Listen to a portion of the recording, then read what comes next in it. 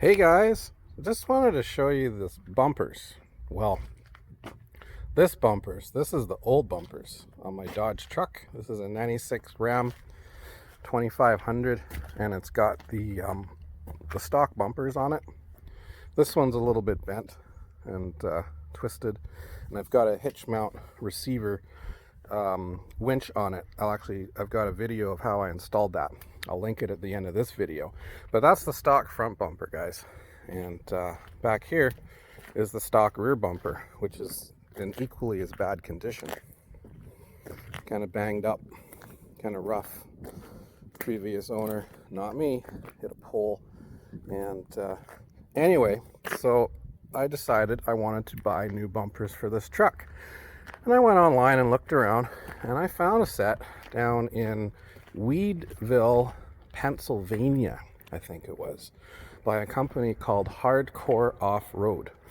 And they make do-it-yourself weld-up bumpers as well as welded bumpers. But the price welded was double the price, so I thought, you know what? I'm going to order a front and a rear bumper for my truck. And I've got a local buddy here that does welding, and I'm going to take this to him and have him weld it up. So there's two bumpers here, guys. There's a front and a rear. It just kind of laid it out so that you could get it all in one screenshot.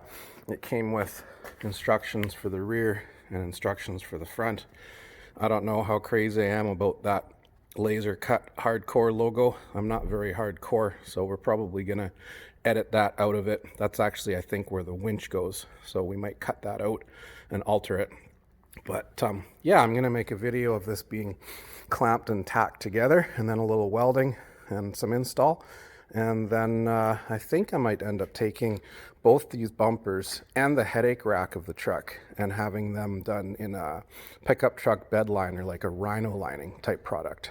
Don't really want to paint them. The rhino is probably the toughest coating you can put on there. And I've got the bed of the truck done in rhino, and I'm quite happy with it. So I'm thinking the bumpers and the headache rack will make it look pretty cool, and it'll be tough and strong, so that when you lean things on it and bump things to it and tie things on it, it doesn't chip off and get dirty.